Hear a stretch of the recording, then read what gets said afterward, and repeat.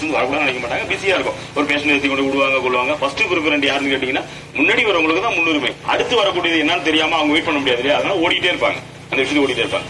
அந்த மாதிரி நேரங்கள்ல ஃபயர் சர்வீஸை கூப்பிடலாம். எனி டைம் அவைலபிளா இருக்கக்கூடிய ஒரே வரைக்கும் ஃபயர் சர்வீஸ் தான். அது ஆக்சிடென்ட் ஆகியிருந்தா மட்டும்தான். ரெண்டாச்சுங்களா, வீட்டுல ஒருத்தர் உடம்பு முடியல, ரொம்ப முடியாம இருக்காங்க, ஃபயர் சர்வீஸ் கூப்பிட முடியாது. பேசிக்கா ஃபயர் ஃபைட்டிங் இருக்கணும், ஒரு ரெஸ்கியூ இருக்கணும், ஒரு உயிரை காப்பாற்றுறதுக்கான ரெஸ்கியூ இருந்தா மட்டும் ஃபயர் சர்வீஸ் வெஹிக்கிள் வரும். அப்ப இதனுடைய நம்பர் வந்து 112 சொல்லிட்டேன், 104 டாக்டர்னு சொல்லிட்டேன், இது எதுக்கு கூப்பிடலாம்னு சொல்லிட்டேன். வேற ஏதாவது சந்தேகம் தான் கேளுங்க, உங்க சம்பந்தமா ஏதாவது சந்தேகம் இருக்கு, டவுட் இருக்கு தான் கேளுங்க. அந்த ஆள்காலை பத்தி நான் ஒரு விஷயத்த எங்கேயுமே பிரசன்ட் பண்ணிட்டாரு, நல்லா ஒண்ணு புரிஞ்சுங்க. நிறைய பேர் எல்லாம் டிரைவர்ஸ் தான் வந்திருப்பீங்க, நிறைய பேர் டிரைவர் வந்திருப்பீங்க. சந்தோஷங்கிறது எல்லாருக்குமே இருக்குங்க. எல்லாரும் ஸ்கூல் பஸ் ஓட்டுறோம், பஸ் ஓட்டுறோம், பெரிய பஸ் ஓட்டுறோம், ஒரு வேன் ஓட்டுறோம். 20 பேர் 30 பேர் நம்மளை நம்பி உட்காந்து ஒரு வெஹிக்கிள்ல வராங்க. அப்படிங்கும் போது எதன் அடிப்படையில் வராங்கன்னு நினைச்சு பாருங்க. நம்மளுடைய குழந்தைங்களை ஒரு ஸ்கூல் வேன்ல அனுப்புறோம் அப்படின்னா எதன் அடிப்படையில் அனுப்புறோம்னா, அந்த பையன் ஒழுக்கமான பையன், டிரைவர் ஒழுக்கமான பையன், நம்ம குழந்தைய சேஃபா வச்சு நம்மளுடைய எதிர்காலத்தையே அவன்கிட்ட கொடுத்து ஸ்கூல்ல கொண்டு சேர்த்துட்டு திரும்ப அழைச்சிட்டு வாடான்னு சொல்லி மிகப்பெரிய பொறுப்பை ஒப்படைச்சிருக்கோம் இல்லையா, அந்த பொறுப்பை அவங்கள்ட்ட கொடுக்குறோம். நம்மளாம் டிரைவர் வேலைக்கு போறோம், நம்ம ரொம்ப நாகரிகமா நடந்துக்கணும். சாதாரணமா இது உள்ளவங்க டிரைவர் சொல்றோம். ட்ரெயின் ஓட்டுறவங்க இருக்காங்க இல்லையா, அவங்க வந்து 2000 பேர் அழைச்சிட்டு போறாங்க. ஒரு பஸ் 50 பேர் தான் அழைச்சிட்டு போறாங்க, டிரைவர் 2000 பேர் அழைச்சிட்டு போறாங்க. இந்த ட்ரெயின் டிரைவருக்கு எப்படி வேலை கொடுப்பாங்க தெரியுங்களா, அந்த சாவி எப்படி வாங்கினது தெரியுமா, அதெல்லாம் பெரிய சடங்கு சங்கத்தாரு. நான் வீடு பக்கத்தே நான் போன மீட்டிங் சொல்லியிருந்தேன். அதுக்கு பேர் லோகோ டிரைவர்னு பேர், அந்த டிரைவர் பேர் லோகோ டிரைவர் பேர், பைலட் அவர் பேர். என்ன மெரிட்டான ஜாப். 8 மணி நேரத்துக்கு முன்னாடி ஆல்கஹால் கன்சியூம் பண்ணியிருந்தா மட்டும்தான் அவரை டியூட்டிக்கே எடுப்பாங்க. அவரு குடிச்சு 8 மணி நேரம் இருக்கும். 8 மணி நேரத்துக்கு முன்னாடி அவர் ஆல்கஹால் குடிச்சிருந்தாருன்னா அதை வந்து இந்த டெஸ்ட்ல காட்டாது, நியூட்ரல் ஆயிடும். பிளட் பிரஷர் கரெக்டா இருக்கா, பிரஷர் கரெக்டா இருக்கா, சார் பிளட் பிரஷர் கரெக்டா இருக்கா, இது பிளட் இது சுகர் கரெக்டா இருக்கா, அவர் நல்ல சுயநலோட இருக்காரா, சில டெஸ்ட் எல்லாம் வச்சுதான் சாவி அவர் பேரை கொடுப்பாங்க. ஏன்னா 2000 பேரை கூட்டு போறாங்க. அதனால ட்ரெயின் வந்து நிக்குது, ட்ரெயின் போகுது, நம்ம நிக்கிறோம். நல்லா புரிஞ்சுங்க. கேட்ல ஏன் நிக்கிறோம் தெரியுதுங்களா, கேட்ல ஏன் நிக்கிறோம், ரயில்வே கேட்ல அது சடன் பிரேக் போட முடியாது. அதுல 2000 பேர் டிராவல் பண்றாங்க, ஆக்சிடென்ட் நடந்துடும். அதனாலதான் பஸ்ல போறோம், நம்ம 50 பேர் தான் இருக்கும். அந்த 2000 பேருக்கு மரியாதை கொடுத்து அந்த 2000 பேர் போனதுக்கு பிறகு 50 பேர் நம்ம போறோம். அதனால தயவு செய்து குடிக்கிறத நம்ம யாரும் தடுக்க முடியாது, குடிக்கிற ஒன்றும் பிரச்சனை கிடையாது. இருந்தாலும் அதை நம்ம கன்சியூம் பண்ணிட்டோம்னா நமக்கும் அழகான குழந்தைகள் இருக்கு, எதிர்காலம் இருக்கு, வாழ்க்கை இருக்கு அப்படிங்கறத புரிஞ்சுக்கணும். 2 பேர் முந்தானத்து குடிச்சிட்டு கீழே வந்துட்டாங்க. எவனுக்குடி நடந்துச்சு, 19 வயசு பசங்க.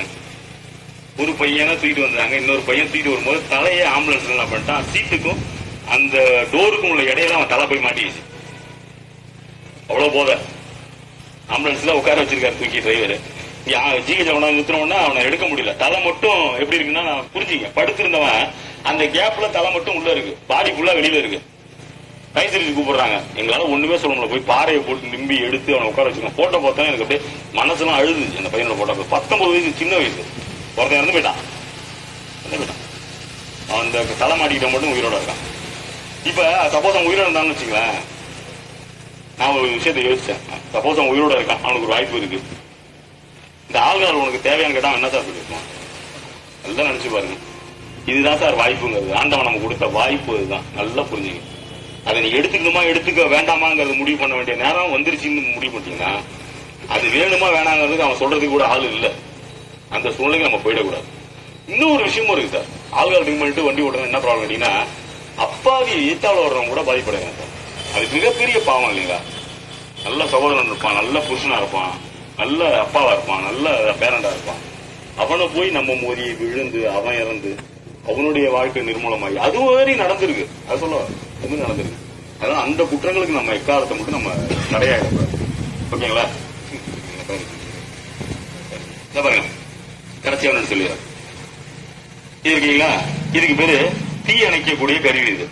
இது தீ அணைக்கக்கூடியது. இது ஏன் ரெட் கலர்ல வச்சிருக்காங்க அப்படின்னு கேட்டீங்கன்னா, சிகப்பா வந்து ரிஃப்ளெக்ஷன் ஆகும். இதே மாதிரி பொருட்கள் எங்க இருந்தாலும் அது ஆபத்தான இடம்னு அர்த்தம். இந்த மாதிரி பொருட்கள் வந்து எந்த இடத்துல இருந்தாலும் அது கொஞ்சம் அஃபென்ஸான இடம், கொஞ்சம் பாதுகாப்பு அற்ற இடம் அப்படின்னு அர்த்தம். இது ஏன்னு கேட்டீங்கன்னா, ஒரு ஃபயர் ஏற்படுறதுக்கான வாய்ப்பு இருக்கிறதுக்கான இடத்துக்கு தான் இது கொண்டு வைப்பாங்க. இது வெடிக்கக்கூடியதா, இது சிலிண்டர் மாதிரி இருக்கு, உங்களுக்கு ஒரு டவுட் இருக்கும், வெடிக்குமா அப்படின்னா 100% வெடிக்காது. 100% இது வெடிக்க கூடாது. இதுல உள்ள இருக்க எல்லா பொருட்களும் நெருப்பு அணைக்கக்கூடியதான். இதுல உள்ள இருக்கக்கூடிய எல்லாமே நெருப்பு அணைக்கக்கூடியதான். உள்ள ஒண்ணுமே கிடையாது. CO2 இருக்கு, கார்பன் டை ஆக்சைடு இருக்கு. கார்பன் டை ஆக்சைடு வந்து நெருப்பை அணைக்கக்கூடியது. உள்ள இருக்கக்கூடிய சோடியம் பைகார்பனேட் பொருள் வந்து அது நெருப்பை அணைக்கக்கூடியது. இது என்னன்னு கேட்டீங்கன்னா மின்சாரத்தை கடத்தாது. ரெண்டாவது பாயிண்ட் நான் சொல்லிடுறேன். இப்ப நம்ம எல்லாமே கூரை கொட்டாய் இல்லாம போயிடுச்சு. வீடுகள் வந்து கூரையே கிடையாது, எல்லாமே மேல மேக்சிமம் வந்துட்டோம். இப்ப நம்ம சந்திக்கக்கூடிய ஒரே சேலஞ்ச் என்ன கேட்டீங்கன்னா எலக்ட்ரிக்கல் ஃபயர் மட்டும்தான். மின்சார தீவுக்கு மட்டும்தான் இப்ப பிரதானமா இருக்கு. அதுல என்னன்னா தண்ணி எடுத்து ஊத்த முடியாது இல்லையா? எலக்ட்ரிக்கல்ல தண்ணி எடுத்து ஊத்துனா என்ன நடக்கும்? ரிட்டர்ன் சப்ளை ஆகும் இல்லையா? நம்மள அடிச்சிடும். அப்ப அதை அணைக்கணும்னா நம்ம கிட்ட உள்ள பொருள் என்ன கேட்டீங்கன்னா இதுதான். வேற விஷயங்கள் இருக்கு, பிரேக்கப் பண்றது, அடிக்கிறதால உங்களுக்கு நார்மலாவே தெரிஞ்சுக்கிட்டு. இது வந்து மின்சாரத்தை கடத்தாது. இந்த பொருள் மின்சாரத்தை கடத்தாது. இப்ப சார் தூக்கி இருக்கும் போது எப்பயுமே நல்லா தெரிஞ்சுங்க, எமர்ஜென்சியா உள்ள எல்லா விஷயங்களுமே ஈஸியா ஹேண்டில் பண்ற மாதிரி இருக்கும். எப்படி எமர்ஜென்சிக்காக ஒரு பொருள் வச்சிருக்காங்கன்னா ஈஸி ஹேண்ட்லிங்னு வச்சிருப்பாங்க. ஏன்னா அதுல போய் சிஸ்டத்தை லாக் பண்ற மாதிரியோ அல்லது எலாபரேட்டா ஒரு சாவி போற மாதிரிலாம் வைக்க மாட்டாங்க. ஈஸி அண்ட் குயிக் அப்படின்னு தான் அதுக்கு பேரு. இருக்க மாட்டோம். இது என்ன கேட்டீங்கன்னா பாருங்க, இதுல ஒரு பின்னு மாதிரி ஒண்ணு இருக்கு இல்லையா? இந்த மாதிரி பின் இருக்கிறதுனாலதான் இது சேஃபா அப்படி இருக்கணும். அவர் கையில சேஃபா இருக்கு. இந்த பின்னை அவர் எடுத்துட்டாருன்னா ஆல்ரெடி இது ஆபரேஷன் ஆயிடும் அர்த்தம். அப்ப எவ்வளவு சிம்பிளா இருக்கு பாருங்க. இந்த பின்னை எடுத்துட்டா அது ஆபரேஷனுக்கு ரெடின்னு அர்த்தம். எந்த நிமிஷம் வேணாலும் அது ஆபரேஷன் ஆயிடும். இதே மாதிரி இருந்தா பின் டைப், இன்னொன்னு கிளிப் டைப் ஒண்ணு இருக்கு. இப்படி ஒண்ணு போட்டிருப்பாங்க, கிளிப் டைப் தான் இப்படி போட்டிருப்பாங்க. அந்த கிளிப்பை எடுத்துட்டோம்னா அது ஃபங்க்ஷன் ஆக ஆரம்பிச்சுன்னு அர்த்தம். இதே மாதிரி இருந்துன்னா இது பிரஸ் பண்ணா போதும், இது வழியா டிஸ்சார்ஜ் ஆகி CO2 அந்த சோடியம் பைகார்பனேட் வரும், நெருப்பு அணைச்சிடும். அந்த கிளிப் டைப் என்ன கேட்டீங்கன்னா அழுத்துற மாதிரி இருக்கும், அழுத்தி எடுத்து அணைச்சிடலாம். சரி சார், இவ்வளவு பெருசா இருக்கு, எவ்வளவு நேரம் அணைக்கும்? 1 மணி நேரம் நெருப்பு அணைக்கலாமா நினைச்சா அதுதான் தப்பு. புரியுதா? அதுக்கு சிம்பிளா ஒரு கான்செப்ட் சொல்றேன். ஒரு சாம்பிராணி போறதுக்கு நெருப்பை உண்டாக்கி வச்சுக்கணும். சட்டியில கீழே ஒரு நெருப்பு துண்டு விழுந்துருது கீழே. அதை என்ன செய்வோம்? நெருப்பு என்ன செய்வோம்?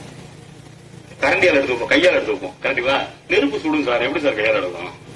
நெருப்பு சுடுங்கிறது எல்லாருக்கும் பேசிக் திங்கிங் இருக்கு. ஆனா அந்த நெருப்பை ஹேண்டில் பண்றதுக்கு ஒரு டைமிங் இருக்கு தெரியுமா? அதுதான் வந்து ஃபயர் வந்து உங்களுக்கு கொடுக்குற முக்கியமான நேரம்னு அர்த்தம். அது 0.5 செகண்ட்ஸ். என்ன பண்ணுவீங்க? அதை கிட்ட கொண்டே வச்சுக்கிட்டு அந்த நெருப்பு துண்டை பாப்பீங்க. அதை எடுத்து எந்த இடத்துல வைக்கலான்னு பாப்பீங்க. 2 3வது என்ன செய்வீங்க? எடுத்து வச்சிருவீங்க. அது 0.5 செகண்ட்ஸ் முடிஞ்சு போச்சு. ஆனா எடுத்து வைக்கலான்னு நினைச்சோம்னா சுட்டுடும். அப்ப நெருப்பு கூட என்ன செய்யுது? உங்களுக்கு ஒரு அவகாசத்தை கொடுக்குது.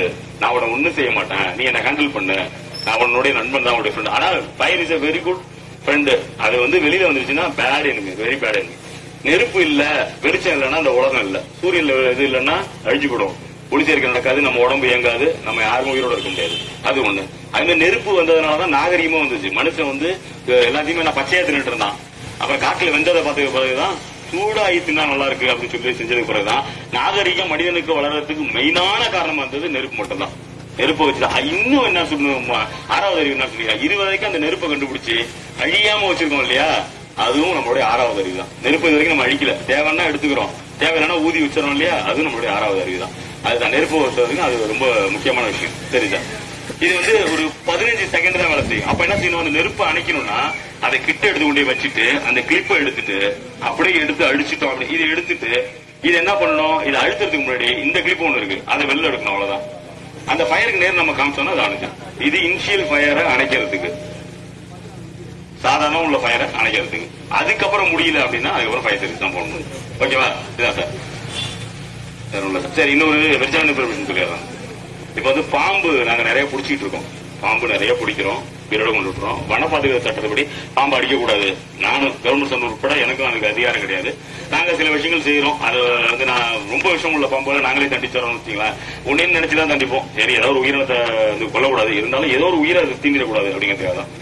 இந்தியாவில் உள்ள 100% பாம்புகள்ல 89% பாம்புகள் விஷமற்றவை. ஃபர்ஸ்ட் உடைச்சிடறேன். 89% விஷமே கிடையாது, கடிச்சதுன்னா ஒண்ணுமே ஆகாது. 11% பாம்புகள் விஷம் உள்ளவை. அதுல 6% உயிரை கொல்லாது பக்க விளைவுகளை ஏற்படுத்தும். அதையும் சொல்லிடுறான். 5% பாம்பு மட்டும்தான் உயிரை கொல்லும். அது என்னன்னா பாம்புன்னு சொல்லிடுறான்.